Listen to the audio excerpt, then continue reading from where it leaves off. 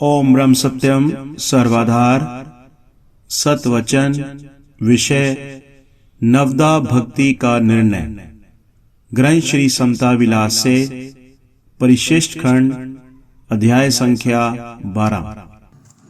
फरमा रहे हैं सतगुरुदेव जी, 9 प्रकार की जो भक्ति है वह सब अंतर्मुखी मन की भावना अनुकूल आत्मदेव की पूजा है।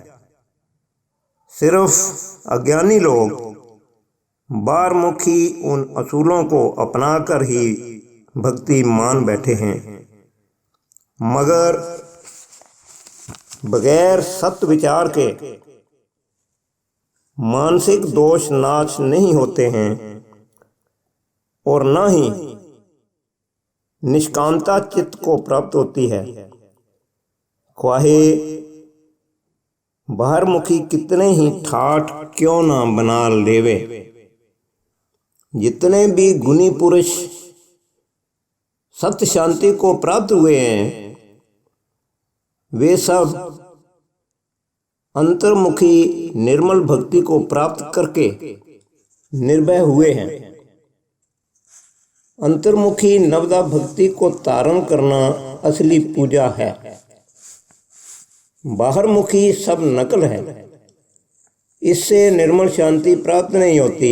इस वास्ते अंतर्मुखी नवदा भक्ति का सार निर्णय यह है। वचन नंबर 1 शरण। फरमा रहे हैं सतगुरुदेव जी, शरण यानी शरीर और संसार को निश्चय करके नाशवान देखना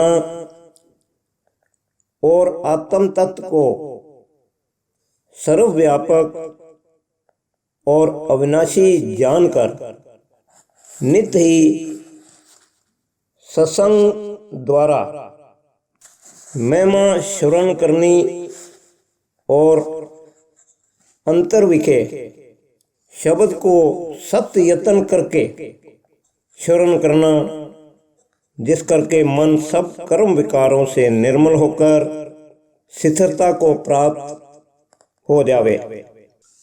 वचन नंबर 2 कीर्तन। जब अंतर्मुख सत्य शब्द को श्रवण किया तब बुद्धि सब संसार को तुच्छ जानकर उस परिपूर्ण तत्व को अनुभव करके अति ही महिमा विचार करती है और प्रेम में आकर मन वचन कर्म द्वारा उस निर्भय आनंद को प्रकट करती है। सत्पुरुषों के जीवन से अक्सर ऐसी लीला का पता लग ही जाता है। मन करके निर्माणता और उदासी, वचन करके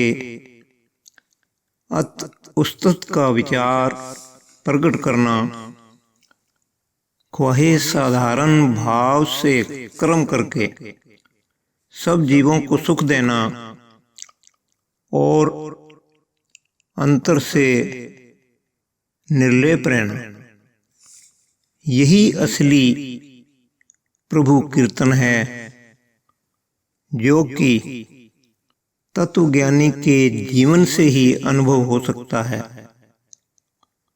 वैसे कई डोम और भांड नाच नाच कर अद्भुत लीला प्रभु की प्रकट करते हैं, मगर बाहरमुखी होने से थोड़े ही समय के अंदर सब रस जाता रहता है। कई बड़े बड़े प्रसिद्ध महात्माओं ने प्रभु लीला को राग द्वारा गायन किया। वह तब ही हुआ जब उनके अंदर प्रभु का राग अखंड शब्द अद्भुत स्वरूप से प्रकट हुआ और हृदय में समाई न जाने के कारण उन सत्पुरुषों ने राग तथा विचार के स्वरूप में बाहर लीला को प्रकट किया। उसके आनंद को वे खुद ही जानते हैं, मगर संसारी जीव अंतर्मुखी भेद को न जानते हुए बाहर से नकल बनाकर अपना समय गंवा देते हैं। असली कीर्तन को प्राप्त नहीं होते कि जिसको प्राप्त करके फिर दूसरी वस्तु का मोह नहीं रहता। अंतर्मुखी कीर्तन जिनको प्राप्त हुआ वे ही निर्मल कीर्तन के भेद को जानने वाले हैं। बाकी सब दिखलावा और मन परचावा है। न ही नकल से प्रभु प्रसन्न होते हैं और न ही आंतरिक शांति प्राप्त होती है। सिद्ध पुरुषों का राग और प्रेम में आकर बेसुध हो जाना, इस गति को वे खुद ही जानते हैं। जो उनकी नकल उतारने वाले होते हैं और आंतरिक भेद को यानी शब्द कीर्तन को नहीं जानते, वे अक्सर दंभ करके लोगों को गुमराह करने वाले और ठगने वाले होते हैं। उनका प्रभाव प्रभु भक्ति को नाश करने वाला होता है। आजकल इस नकली कीर्तन का बड़ा प्रभाव फैल रहा है। बताओ कितने एक जीव निर्मोह होकर प्रभु अनुराग में सत शांति को प्राप्त हुए हैं। कई पखंडी नकली कीर्तन करके लोगों को भरमा कर कुछ न कुछ आखिर दंभ ही करते पाए गए हैं। सार विचार यह है कि पहले अंतर्मुखी शब्द को अनुभव करें, फिर उसका कीर्तन यथार्थ रूप से प्राप्त होगा, जिसको प्राप्त करके हर समय राग अनुराग में लीन रहकर दुनिया को भूल जाओगे। वही हालत निर्भय शांति की है। कोई ही गुरुमुख इस निर्मल भेद को जानता है और निर्मल कीर्ति रूपी भक्ति को प्राप्त होता है। गौर करके यह विचार करें। अगला वचन सिमरन, यानी अंतर्मुखी होकर सर्व महिमा को हृदय में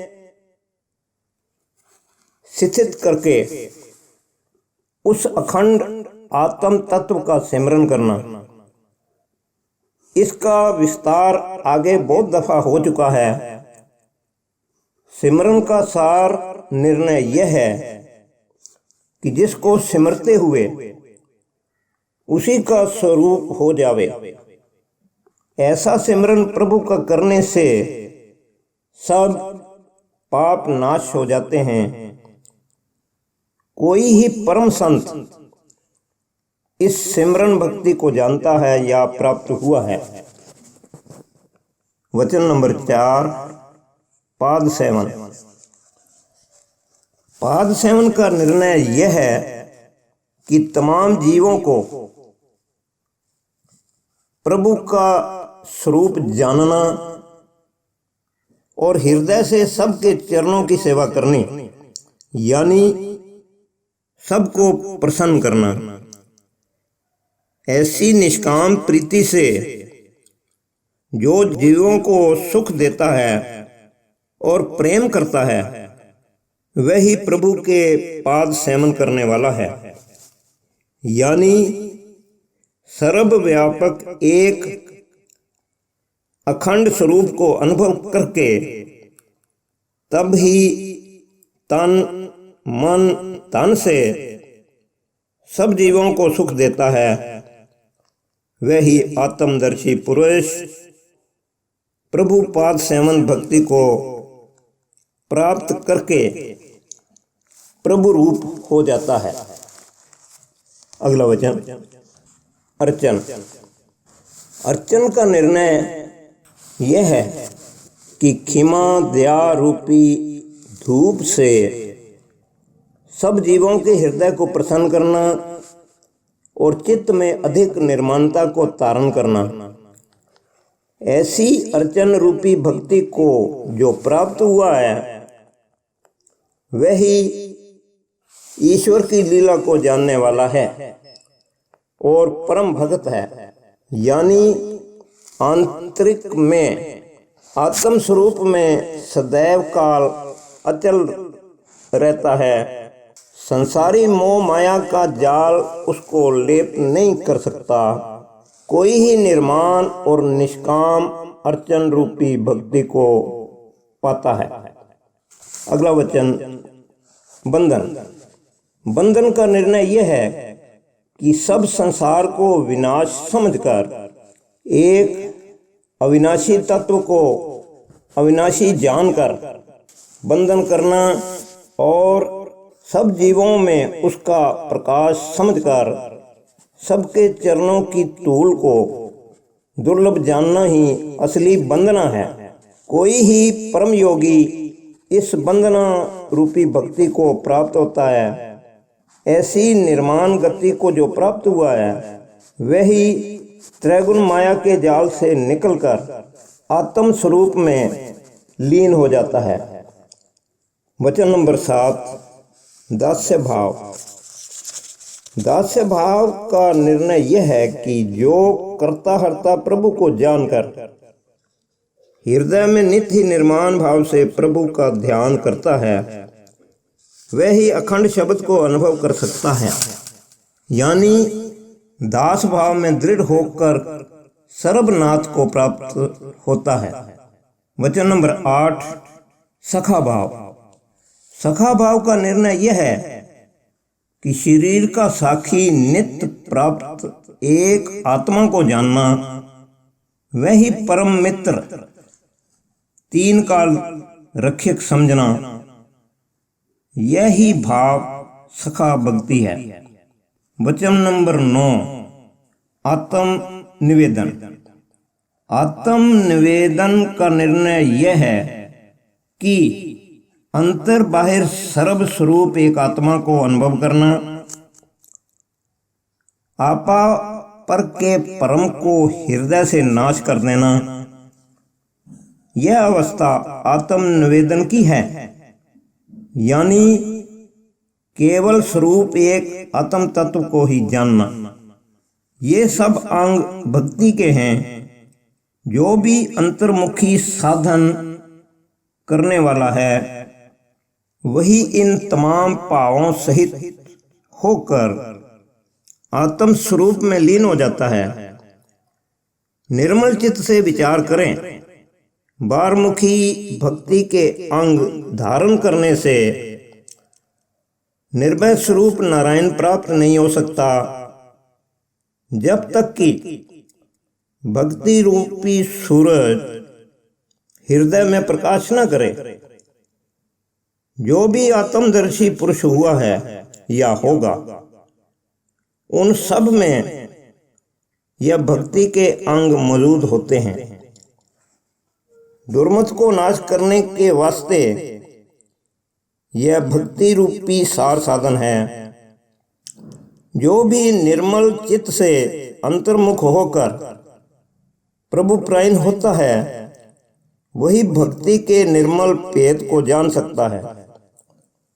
इस निर्णय के अलावा सब दिखलावा है और अंधकार है। निर्मल चित्त से विचार करें। निर्मल भक्ति का सार स्वरूप यह है कि निष्काम भाव से सब कर्म आत्मसमर्पण करके और निमख करके एक नाम सिमरन करना, दुख सुख प्रभु इच्छा में देखना। ऐसी दृढ़ भावना से देह मद का नाश हो जाता है।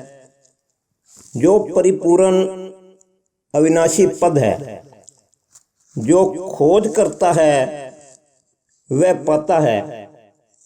वैसे कथनी से कुछ हासिल नहीं होता, प्रभु अमली जीवन देवें। ओम ब्रह्म सत्यम सर्वाधार।